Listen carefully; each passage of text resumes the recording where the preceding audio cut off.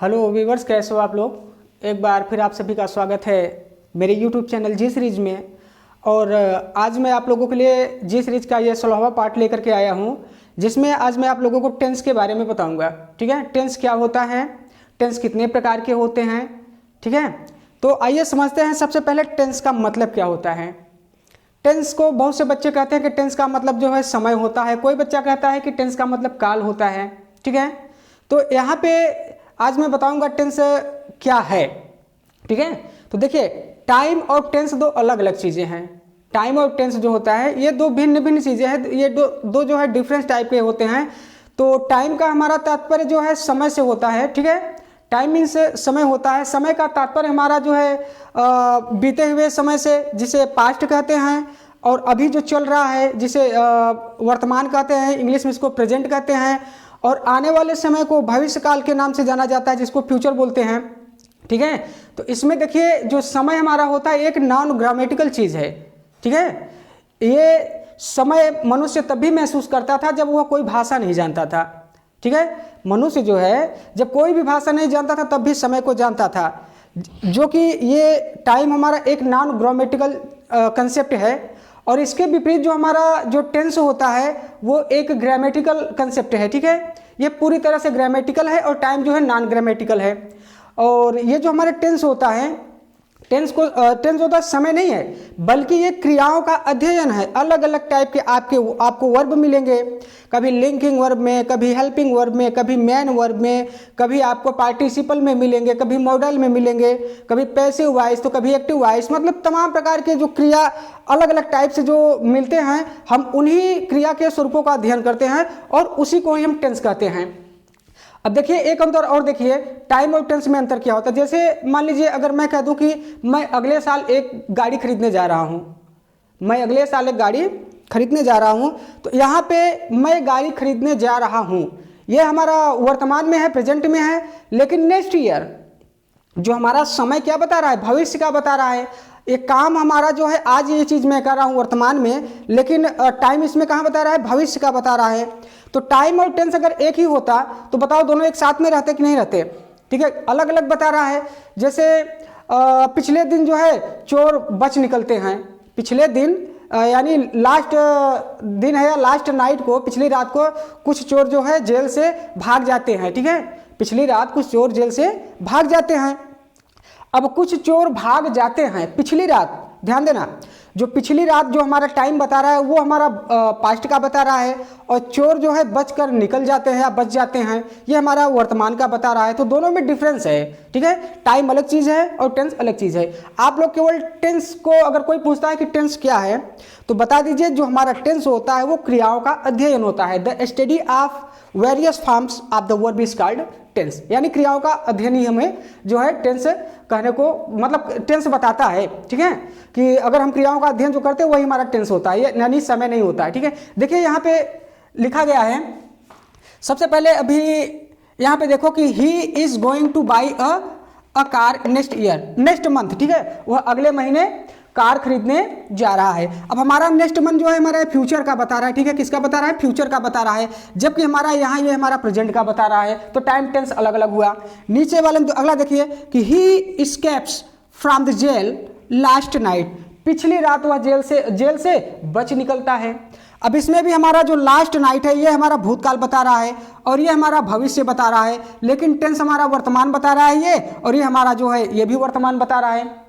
तो टाइम और टेंस अलग अलग चीजें हैं। ठीक है, इसको याद रखिएगा आप लोग। अगर कोई पूछे कि टेंस हमारा क्या होता है तो टेंस को बोल देना क्रियाओं का अध्ययन जो होता है वही हमारा टेंस होता है। अब देखिए टेंस कितने प्रकार से होते हैं, कितने प्रकार से टेंस प्रयोग किए जाते हैं। टेंस 3 प्रकार से प्रयोग किए जाते हैं। ठीक है, एक होता है हमारा वर्तमान काल जिसको हम प्रेजेंट टेंस कहते हैं, और दूसरा होता है पास्ट टेंस जिसको हम भूतकाल कहते हैं, और जो हमारा तीसरा होता है फ्यूचर टेंस। ठीक है, जिसको हम भविष्य काल कहते हैं। ठीक है, प्रेजेंट देखिए यहाँ पे मैंने लिख दिया है प्रेजेंट टेंस। ठीक है, जिसको हम वर्तमान काल कहते हैं, जिसकी सबसे बड़ी पहचान है हूँ हो। उसके बाद दूसरा नंबर हमारा आता है भूतकाल। पास्ट टेंस का मतलब क्या होता है, भूतकाल, जिसकी मुख्य पहचान है था, थे, थी। अगर किसी भी सेंटेंस में है हूँ हो रहता है तो प्रेजेंट टेंस बोला जाएगा। किसी सेंटेंस में अगर था, थे, थी है तो पास्ट टेंस बोला जाएगा। और जो तीसरा है हमारा फ्यूचर टेंस, भविष्य काल, होगा होगी, अगर किसी भी सेंटेंस में होगा होगी होता है तो हमारा फ्यूचर टेंस बोला जाएगा। ठीक है, तो टेंस हमारे जो होते हैं ये 3 टाइप के होते हैं। Number 1 present tense, number 2 past tense और नंबर 3 जो है फ्यूचर टेंस। अब ये हमारे हो गए 3 टेंस, मेन मुख्य हमारे जो 3 टेंस हो गए। अब इन तीनों टेंस के 4 भेद होते हैं। ठीक है, अगर ये 3 जो टेंस है इनके 4 भेद होते हैं। देखिए भेद क्या होता है हमारा, पहला होता है इंडिफिनिट। ठीक है, इंडिफिनिट होता है। और दूसरा हमारा होता है कंटिन्यूअस। ठीक है, जिसमें कार्य जारी रहना दर्शाया जाता है। और इंडिफिनिट में कोई कार्य जो होता है अनिश्चित समय में होता है, कब हुआ कैसे हुआ है किसी को पता नहीं, इसलिए इसको इंडिफिनिट बोलते हैं। कंटिन्यूअस में कोई कार्य जारी रहता है। और जो हमारा ये तीसरा भेद है टेंस का, परफेक्ट, इसमें कार्य पूरा हो गया होता है, कोई भी कार्य जो होता है पूर्ण हो गया होता है। और जो हमारा चौथा है परफेक्ट कंटिन्यूअस, यानी कार्य जारी रहना प्लस समय। तो 3 टेंस होते हैं, तीनों टेंस के 4 भेद होते हैं। और अब देखिए, अब इंडिफिनिट है हमारा, अगर हम वर्तमान से लेते हैं तो प्रेजेंट इंडिफिनिट हो जाएगा, फिर प्रेजेंट कंटिन्यूअस हो जाएगा, फिर प्रेजेंट परफेक्ट हो जाएगा, फिर प्रेजेंट परफेक्ट कंटिन्यूअस, यानी एक टेंस के 4 भेद हुए। अब वही चीज पास्ट हमारा है, पास्ट इंडिफिनिट। ठीक है, past continuous, past perfect continuous, इसके भी 4 भेद हो गए। फ्यूचर का देखिए, future indefinite, future continuous, future perfect और फ्यूचर कंटिन्यूअस। अब देखिए तीनों टेंस के 4 भेद हुए, कुल मिलाकर के तीनों टेंस के 12 भेद होते हैं। ठीक है, अब ये जो 12 भेद होते हैं हमारे जो, अब इनमें अलग अलग सहायक क्रिया लगती हैं, अलग अलग इसकी पहचान होती है, इसका स्ट्रक्चर सब अलग अलग होता है। अब मैं जो है आप लोगों को जो है इसमें आप जो है पहले सबसे इसका जो हमारा अकेला प्रयोग होता है उसको मैंने बता दिया, लिंकिंग वर्ब में बता दिया था। ठीक है, इन तीनों का। और आज मैं जो आप लोगों को बताऊंगा प्रेजेंट टेंस जो होता है उसमें आज मैं इंडिफिनिट वाला पार्ट बताऊंगा। ठीक है, आज मैं प्रेजेंट इंडिफिनिट बताऊंगा। तो आइए ठीक है देखते हैं कैसे हम प्रेजेंट इंडिफिनिट का प्रयोग करते हैं। और देख लीजिएगा इधर, ठीक है, यहाँ पे एक बार फिर देख लीजिए, टेंस 3 प्रकार के होते हैं, present tense, past tense, future tense. और इन तीनों के 4 भेद होते हैं, इंडिफिनिट, कंटिन्यूअस, परफेक्ट कंटिन्यूअस। अब तीनों का अगर चारों मिला देंगे तो 12 हो जाएगा। सब 12 जो होते हैं इसके अलग अलग सूत्र होते हैं, अलग अलग पहचान होती है, अलग अलग सहायक क्रिया होती है। ठीक है, तो आज मैं आप लोगों को प्रेजेंट इंडिफिनिट के बारे में बताने जा रहा हूं। ठीक है, तो आइए चलते हैं।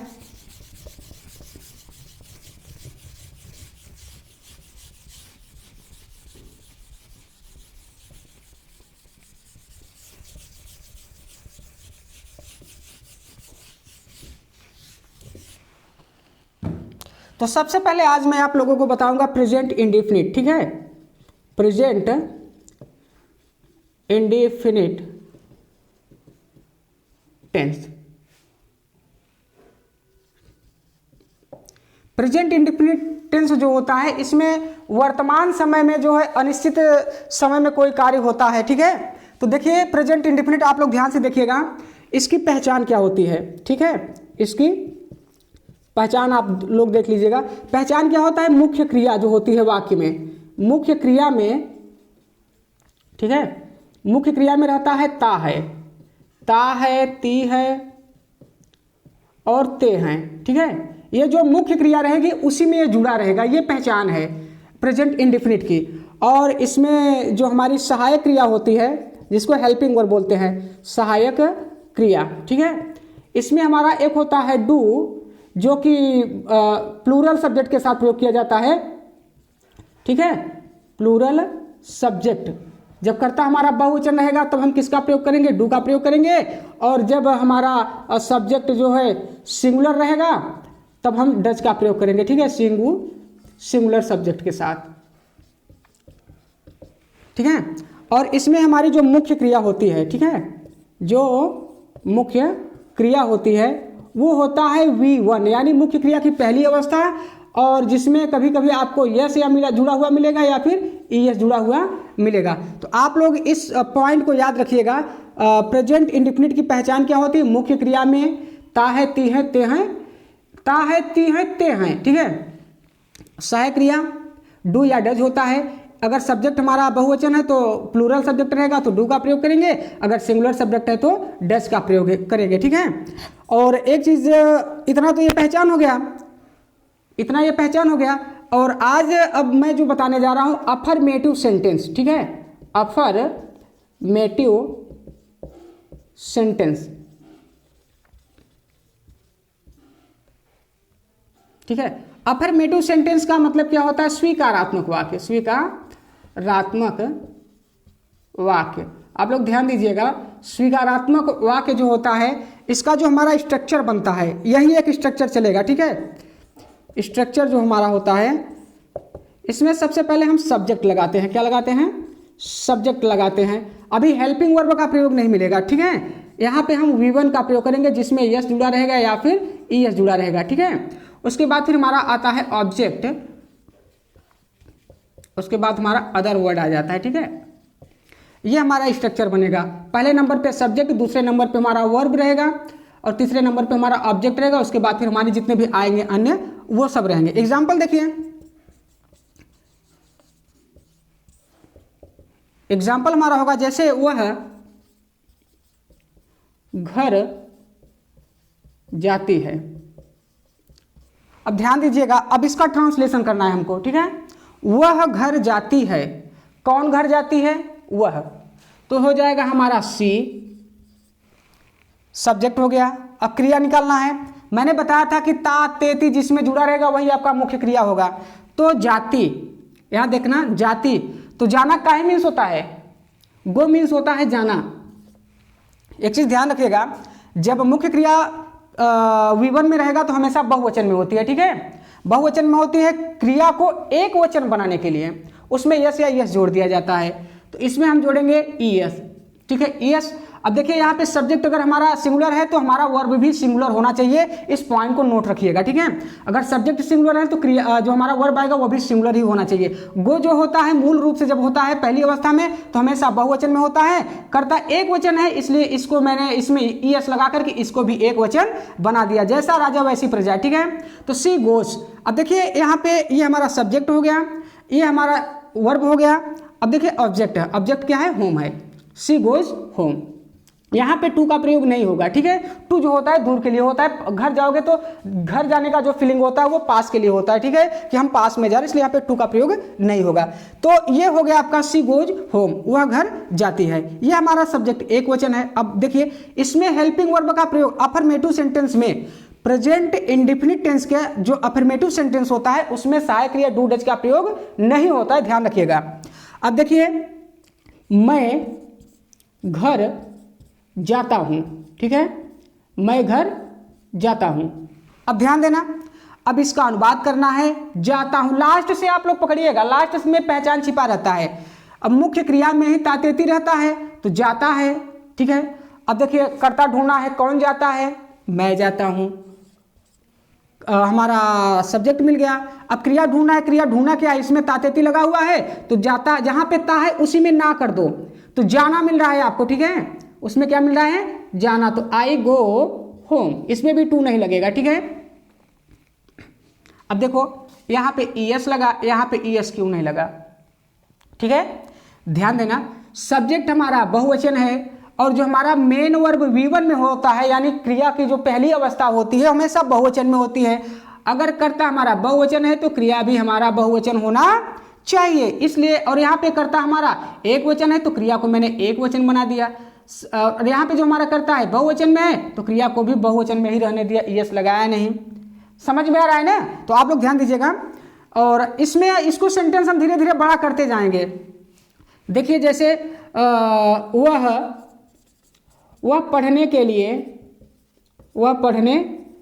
लिए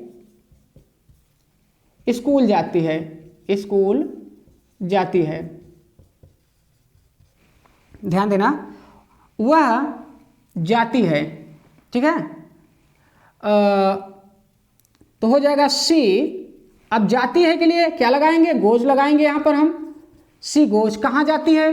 अब पीछे से ऐसे चले आएंगे, ठीक है। अब ऐसे उल्टा कितना भी बड़ा सेंटेंस हो आप पहले कर्ता लिखिए, फिर क्रिया को लिखिए, फिर उल्टा वापस आइए। सी गोज, अब देखिए कहाँ जाती है, स्कूल। स्कूल दूर का बोध करा इसलिए टू का प्रयोग होगा यहाँ पे, सी गोज टू स्कूल।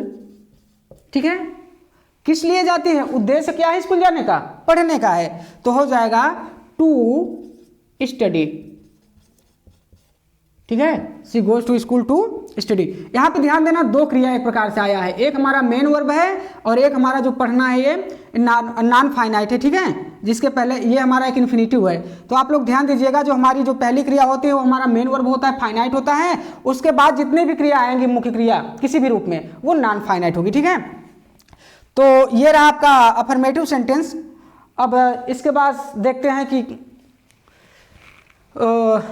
इतना तो आप लोग, अगर जो बच्चे अभी क्या बोलते हैं कि नए हैं, वो लोग इसका स्क्रीनशॉट ले लें, ये बहुत इंपॉर्टेंट रूल है। ठीक है,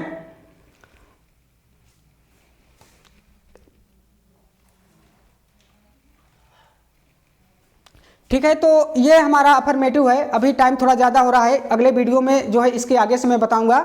ठीक है, तो अगर वीडियो अच्छा लगा हो तो वीडियो को लाइक करिए, सब्सक्राइब करिए, और घंटी वाला एक घंटी होगा छोटा सा वहाँ पे, उसको थोड़ा सा बस हल्का सा क्लिक कर दीजिएगा आल पे, क्योंकि इसके बाद जैसे ये हमारा वीडियो समाप्त होगा, इसके बाद मैं तुरंत दूसरा जो है वीडियो अपलोड करूँगा, और उसमें इसके आगे से बताया जाएगा। टाइम कम है इसलिए इसमें पूरा हो नहीं पा रहा है। ठीक है, तो वीडियो कैसा लगा कमेंट बॉक्स में जरूर करना।